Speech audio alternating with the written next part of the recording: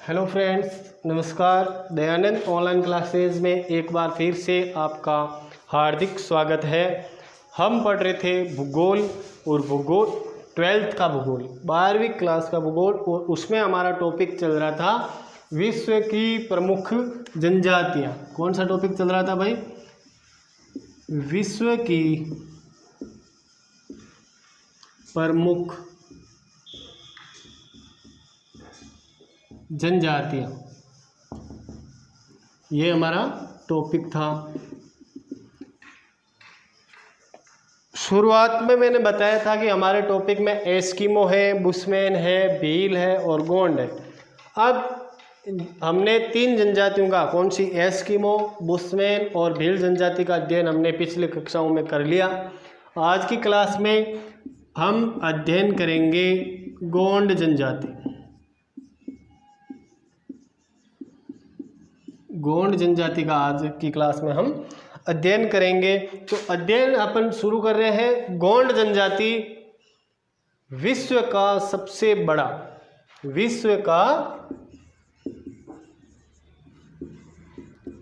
का सबसे बड़ा जनजातीय समूह है। सबसे बड़ा जनजातीय समूह है कौन सा? गोंड जनजाति। विश्व का सबसे बड़ा जनजातीय समूह है गोंड जनजाति। अलग अलग प्रदेशों, अलग अलग देशों में इसको अलग अलग नामों से जाना जाता है। अपने भारत की बात करते हैं तो जो भारतीय प्रायद्वीप पर जो निवास करते हैं, भारतीय प्रायद्वीप के निवासी जो इस जनजाति से संबंधित है वो कहलाते हैं निवासी। क्या कहलाते हैं? गोंड। गोंड जनजाति विश्व का सबसे बड़ा जनजातीय समूह है। विश्व में इस जनजाति को अलग अलग नामों से जाना जाता है। भारत में इसको किस नाम से जाना जाता है? गोंड। अब भारत के कौन कौन से क्षेत्र हैं, कौन कौन से राज्य हैं जहाँ पर गोंड जनजाति के लोग निवास करते हैं? तो उसमें मध्य प्रदेश लिख लिया हमने, ठीक है। छत्तीसगढ़, मध्य प्रदेश, छत्तीसगढ़, झारखंड, तेलंगाना,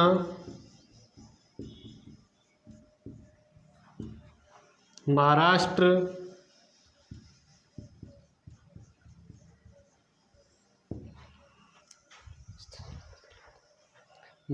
आ गया,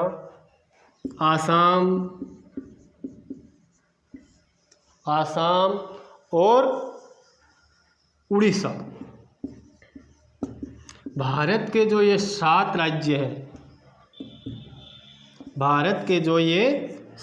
राज्य हैं, इन 7 राज्यों में गोंड जनजाति निवास करती है। अब पथरीले या पहाड़ी इलाकों की जनजातियाँ हमेशा पहाड़ी या जंगली इलाकों में रहने वाली होती है। तो ये जो सतपुड़ा पर्वत श्रेणी है, मैकाल पर्वत श्रेणी है, सोन देवगढ़ की उच्च भूमि है। कौन सी बताई भाई मैंने? सतपुड़ा, मैकाल, सोन देवगढ़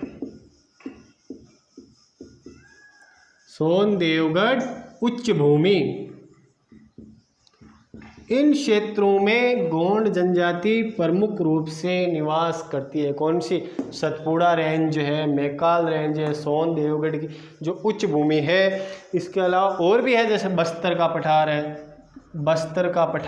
इन क्षेत्रों में, इन जगहों पर गोंड जनजाति के लोग प्रमुख रूप से निवास करते हैं।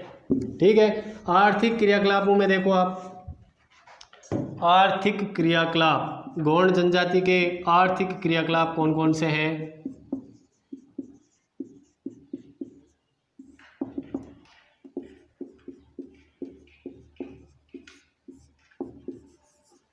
आर्थिक क्रियाकलापों में भाई जो गोंड जनजाति है वो झूमिंग कृषि,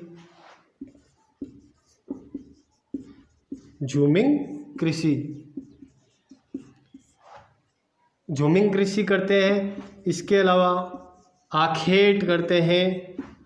अभी वापस बताऊंगा मैं। जैसे झूमिंग कृषि, आखेट है, मछली पकड़ना, मछली पकड़ने के अलावा ये लोग पशुपालन भी करते हैं। पशुपालन कर लिया। जंगली इलाकों में रहने वाले, वनों में रहने वाले लोग हैं तो वनोत्पादों पर भी ये निर्भर रहेंगे। वनों से जो भी चीज़ें मिलेगी उन सब चीज़ों पर भी इनका जीवन काफ़ी मात्रा में निर्भर करता है।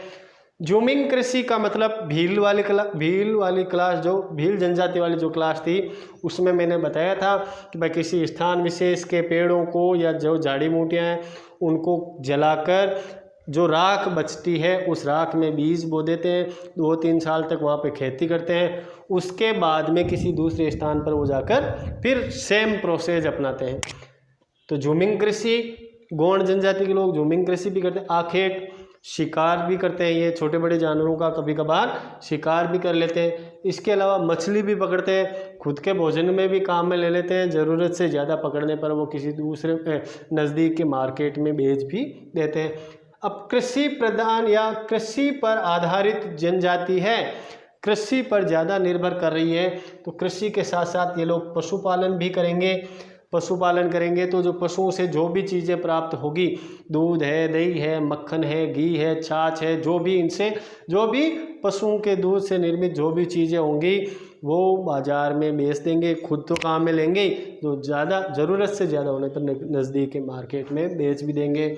वनोत्पाद है, वनों में रहने वाले लोग हैं तो वनों से, जैसे पेड़ों से गोंद प्राप्त हो गया, छाल प्राप्त हो गई, और भी फल फूल पत्ते, जो भी वनों से प्राप्त जो भी चीज़ होगी वो खुद तो यूज करेंगे, बाकी मार्केट में बेच देंगे। उनको बदले में उनको क्या मिल जाएगा? पैसा मिल जाएगा। तो ये सब इनके आर्थिक क्रियाकलाप हो गया। आर्थिक क्रियाकलाप में हो गया। अब झूमिंग कृषि, झूमिंग कृषि जो गौंड जनजाति के लोग झूमिंग कृषि करते हैं, दीपा बोला जाता है, तो दीपा झूमिंग कृषि का ही एक प्रकार है। गौंड जनजाति के लोग जो झूमिंग खेती करते हैं उसको बोलते हैं दीपा, और दीपा झूमिंग कृषि का ही एक प्रकार है। इसके अलावा पेंडा कृषि, पेंडा कृषि कौन सी भाई? दीपा कृषि तो बता दिया मैंने, आगे है पेंडा कृषि। कौन सी?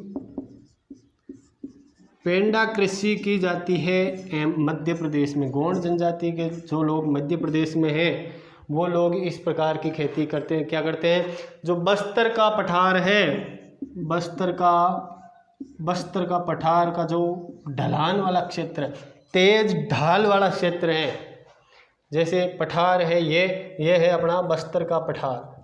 अब जो ये तेज ढाल वाला जगह है, भूमि है, यहाँ पर ये सीढ़ी नुमा खेती करते हैं। जो ये तेज ढाल वाला जो जगह है यहाँ पे ये सीढ़ी नुमा खेती करते हैं मध्य प्रदेश में, उसको बोलते हैं पेंडा कृषि। कौन सी कृषि भाई? पेंडा कृषि। पूछ सकते हैं, पेंडा कृषि हो गई।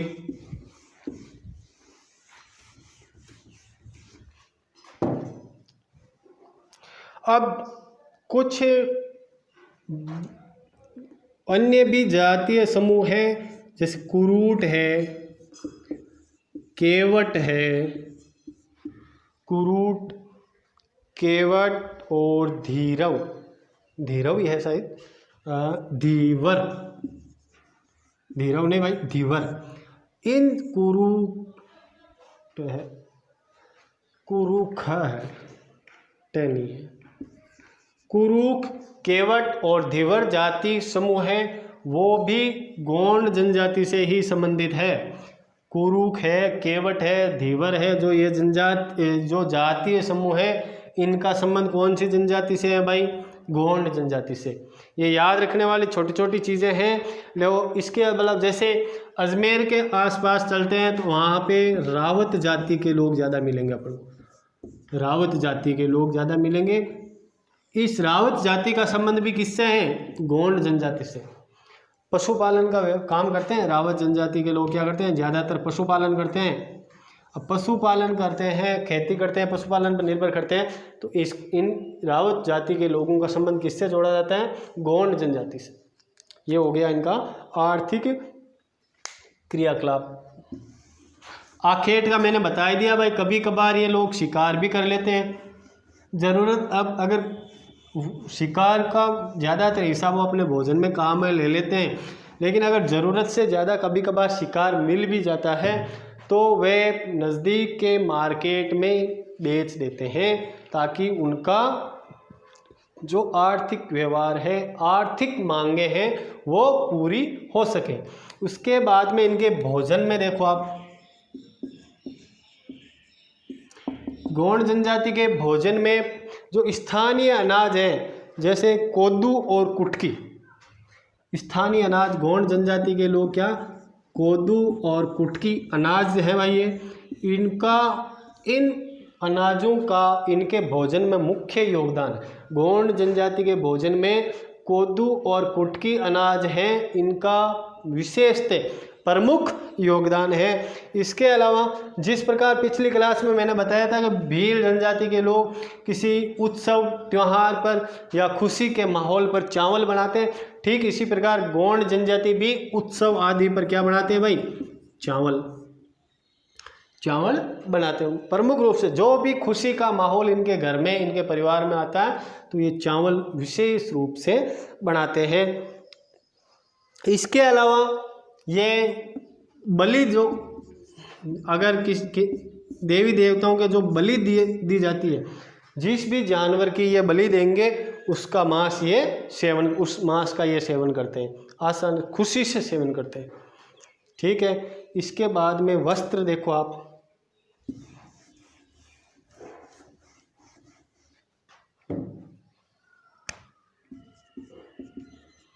वस्त्र में पुरुष है धोती,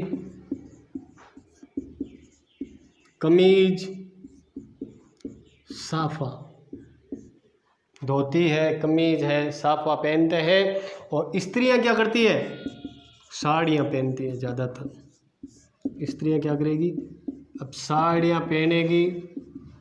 इसका मतलब ये नहीं कि केवल साड़ियाँ पहने, घाघरा है, लुगड़ी है, इनका भी वो यूज करती है, प्रयोग करती है। घाघरा है, लुगड़ी है, इन सब का भी वो अपने वेशभूषा में, पहनावे में प्रयोग काम में लेती है। इसके बाद में आगे अपन देखते हैं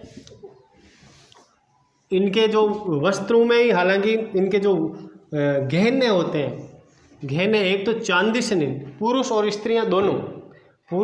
स्त्रियां दोनों चांदी से निर्मित गहने तो पहनते ही हैं, जो चांदी से निर्मित गहने तो पहनते ही हैं। इसके अलावा और भी धातुओं से, जैसे एल्यूमिनियम है, एल्यूमिनियम से बने गहने भी ये लोग पहनते हैं।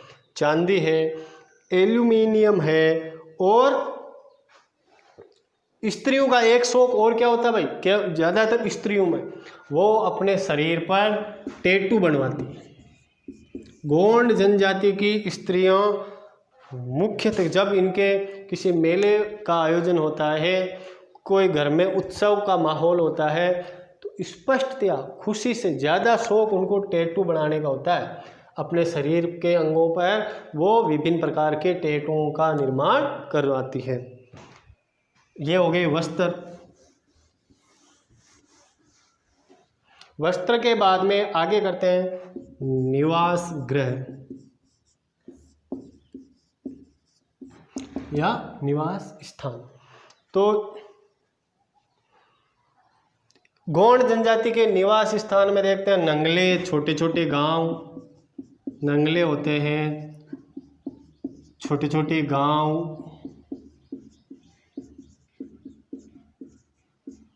नंगले, छोटे छोटे गांव, पल्ली, छोटे छोटे गांव, पल्ली, इनमें गोंड जनजाति के लोग निवास करते हैं। इसके बाद में अब जैसे गोंड जनजाति में एक परंपरा और है भाई, अब हमारे जैसे कोई मकान वगैरह बनाते हैं तो हम धार्मिक आराधना करते हैं, तो हम वहाँ पे कुछ बलि वगैरह नहीं देते। गोंड जनजाति के लोग जानबूझकर चलाकर वहाँ पे बलि देंगे। जैसे जब गोंड जनजाति के लोग नया मकान बनाते हैं अपने रहने के लिए, जो भी झोपड़ी या मकान बनाएंगे तो उस स्थान पर पहले बलि देंगे। अब बलि किसकी देंगे? या तो मुर्गे की देंगे। किसकी देंगे भाई? या तो मुर्गे की बलि देंगे या बतख की। स्पेशल है, मकान बना रहे हैं फिर भी वहाँ पे बलि दे रहे हैं। किसकी? मुर्गे की और बतख की। बलि देकर जिस स्थान पर मकान बनाया जा रहा है उस भूमि की पूजा अर्चना करते हैं, फिर अपना मकान खड़ा करते हैं। अब इनके मकान में ज़्यादातर क्या बनाते हैं? ये बलि वाला बता दिया मैंने। रसोई, बरामदा, कमरा, ज़्यादातर यही होता है इनके मकान में। ऐसा नहीं है कि भाई बड़ा महल खड़ा कर लिया, नहीं। एक रसोई हो गई, बरामदा हो गया, एक या दो कमरे बना लेंगे। इसके अलावा ये अपने पशुओं को रखने के लिए उसी जो मकान बनाएंगे उसके साइड में आसानी से ये, जैसे ये मकान बनाया तो कुछ जगह इस भूमि की कुछ जगह वो अपने पशुओं के लिए भी रख लेंगे, जहाँ पर वो अपना क्या बोलेंगे अपन बाड़ा बना लेंगे, अपने पशुओं को रखेंगे उसमें, ताकि वो पशुपालन भी अपने मकान में आसानी से कर सके। औजार और बर्तन, निवास गृह हो गया।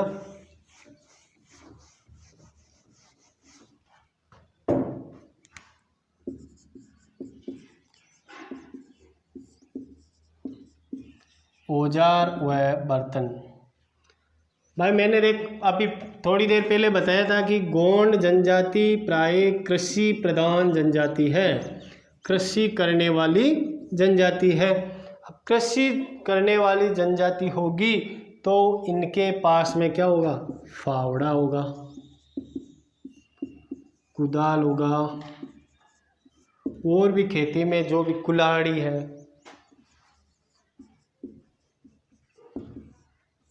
जो खेती के लिए जो भी चीज़ें काम में आती हैं वो सब इनके पास में होगी।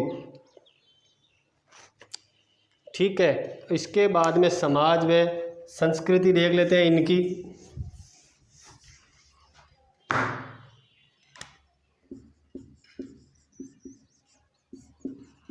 समाज व संस्कृति,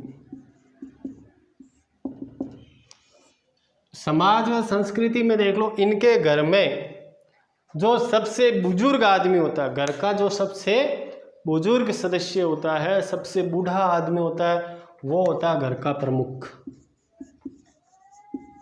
जो घर का सबसे बुजुर्ग आदमी है वो घर का प्रमुख होता है, सब कुछ उसके हाथ में होता है, उसको पूछ पाछ के ये सब काम होते हैं।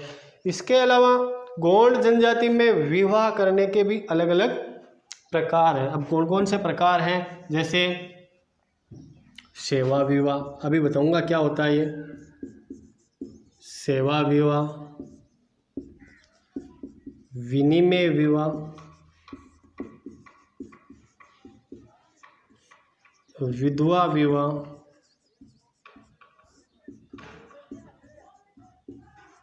सेवा विवाह, विनिमय विवाह, विधवा विवाह। इसके अलावा होता है एक और, क्या होता है, वो लड़की को उठा के ले जाते हैं फिर उसके साथ हरण कर लेते हैं, हरण विवाह कर लो। ये विवाह के प्रकार है गोंड जनजाति में। सेवा विवाह का मतलब क्या है? सेवा करते हैं, चाहे लड़का हो या लड़की। जैसे कोई लड़का है, ये एक्स कोई लड़का है, अब इसको इस लड़की से शादी करनी है तो ये क्या करेगा? एक्स लड़का पहले लड़की के घर चला जाएगा, 12-6 महीने इसके घर वालों की ये सेवा करेगा, 12-6 महीने ये इनके घर पे काम करेगा, इनकी सेवा करेगा। उसके बाद में अगर जो लड़की के घर वालों ने इसको पसंद कर लिया तब तो शादी हो जाएगी, नहीं तो मना कर देंगे। शादी हो जाएगी तो वो हो गया सेवा विवाह। ठीक है भाई। जो भी लड़का या लड़की एक दूसरे घर चले जाते हैं, अब उस जो जैसे लड़का लड़की के घर चला गया, अब वो 12-6 महीने लड़की के घर के काम काज करेगा, लड़की के घर वालों की अच्छे से सेवा करेगा ताकि उसकी शादी हो सके, तो वो क्या हो जाएगा, सेवा विवाह। अब विनिमय विवाह आजकल कई जातियों में, हमारे भी कई जातियों में चलता है कि आप हमें लड़की दोगे तो ही हम आपको लड़की देंगे। अपने लोकल लैंग्वेज में मारवाड़ी में क्या बोलते हैं, आटे साटे। तो मतलब विनिमय विवाह का मतलब आदान प्रदान। विनिमय का मतलब क्या होता है, आदान प्रदान। एक लड़की, अगर कोई लड़का या किसी लड़के का, जैसे 2 परिवार हैं, ये 2 परिवार हैं, अब इस परिवार वाला ए है और ये बी है। अब इसने अपने लड़के का विवाह यहाँ पे तय कर दिया, अपने लड़के का विवाह इस परिवार में तय कर दिया। इस परिवार ने शर्त क्या रखी कि भाई हम आपको लड़की तभी देंगे जब आप हमारे लड़के की शादी आपके परिवार में करो। विनिमय हो गया भाई, एक्सचेंज ऑफर। एक्सचेंज ऑफर का मतलब यहाँ अगर इनको इस परिवार से लड़की चाहिए तो इनको इस परिवार को भी तो लड़की देनी पड़ेगी। आप हमारी बेटी से आपके लड़के की शादी कर लो, या और हमारी बेटी की आपके लड़के से शादी करा लो। आपस में आप हमें बेटी दे दो, हम आपको बेटी दे देंगे, एक्सचेंज। उसके बाद में विधवा विवाह। जैसे किसी औरत का पति मर जाता है तो गौंड जनजाति के लोग कोशिश करते हैं कि भाई उस लड़की का या उस औरत का वापस से विवाह कर देते हैं ताकि उसका जीवन आसानी से कट सके, वो किसी समस्या से अपनी जीवन अपनी किसी उसके जीवन में कोई समस्या नहीं रहे। और जो पति के मरने के बाद में जब उस महिला का या उस लड़की का वापस से विवाह कर देते हैं तो वो कहलाता है विधवा विवाह। अब हरण विवाह। हरण विवाह तो आजकल खूब चल रहे हैं, लड़के लड़की भागे शादी कर ली। हरण विवाह हालांकि प्रकार है। हरण विवाह में क्या करेंगे, गौंड जनजाति के लोग जबरदस्ती किसी की लड़की को उठा के ले आएंगे, शादी रचा लेंगे, लड़ाइयाँ होगी और कुछ नहीं होगा उससे। हरण विवाह ही है, किसी की बेटी को बहन को उठा के ले आए, शादी कर ली, बस ये हो गया हरण विवाह। ये विवाह के प्रकार हो गए।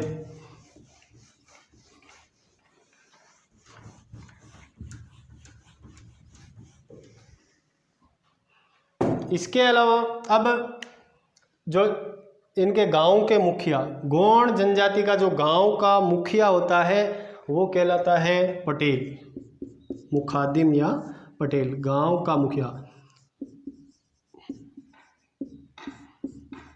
पटेल। कंपटीशन एग्जाम में कई बार पूछते हैं भाई ये गांव के मुखिया वगैरह। गौंड जनजाति के जो गांव का मुखिया है वो कहलाता है पटेल या मुखादम।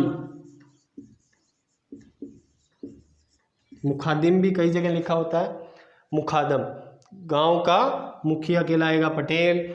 इसके अलावा गांव का जो चौकीदार होगा, गांव का चौकीदार, रखवाली करने के लिए, गांव में कोई चोरी वगैरह न हो, कोई हमला न हो, तो वो कहलाएगा कोतवाल।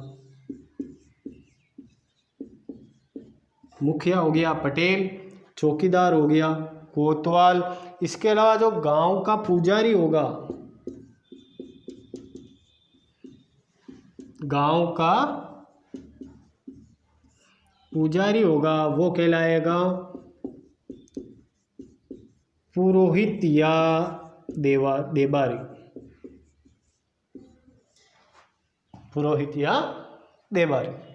तो ये हो गई गौंड जनजाति की समाज व संस्कृति।